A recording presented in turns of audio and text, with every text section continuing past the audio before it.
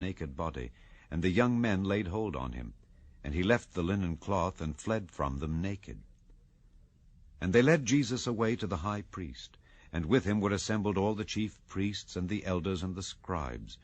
And Peter followed him afar off, even into the palace of the high priest, and he sat with the servants and warmed himself at the fire.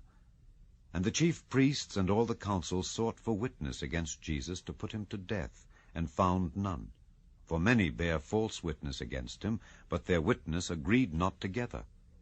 And there arose certain and bare false witness against him, saying, We heard him say, I will destroy this temple that is made with hands, and within 3 days I will build another made without hands.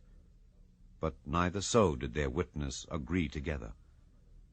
And the high priest stood up in the midst and asked Jesus, saying, Answerest thou nothing? What is it which these witness against thee?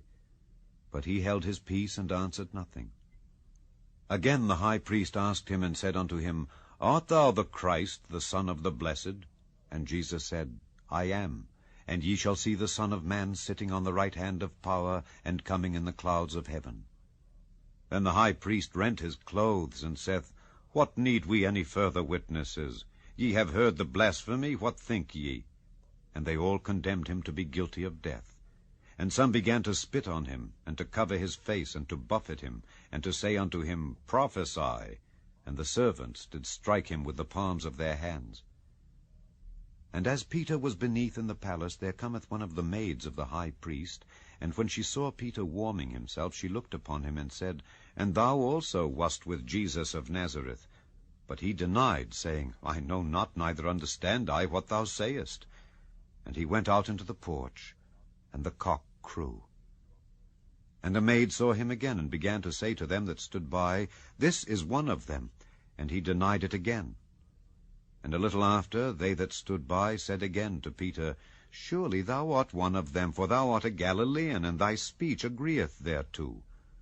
But he began to curse and to swear, saying, I know not this man of whom ye speak. And the second time the cock crew. And Peter called to mind the word that Jesus said unto him, Before the cock crow twice, thou shalt deny me thrice. And when he thought thereon, he wept. Chapter 15.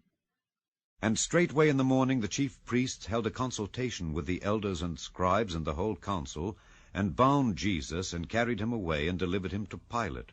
And Pilate asked him, Art thou the King of the Jews? And he answering said unto him, Thou sayest it. And the chief priests accused him of many things, but he answered nothing. And Pilate asked him again, saying, Answerest thou nothing? Behold how many things they witness against thee. But Jesus yet answered nothing, so that Pilate marveled. Now at that feast he released unto them one prisoner, whomsoever they desired.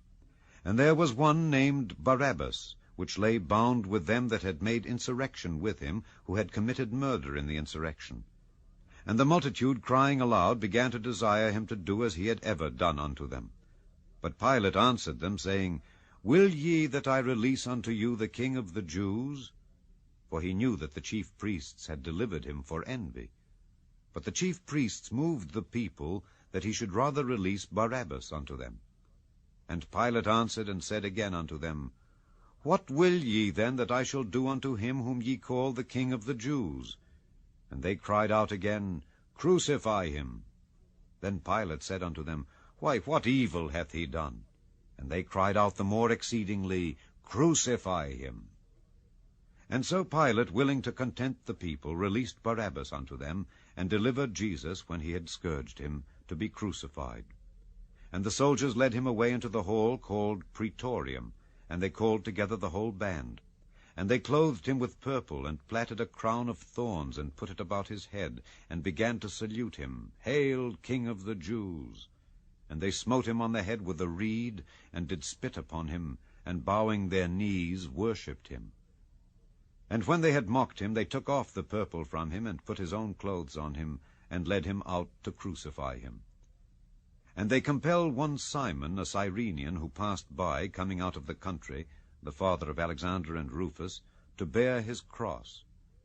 And they bring him unto the place Golgotha, which is, being interpreted, the place of a skull.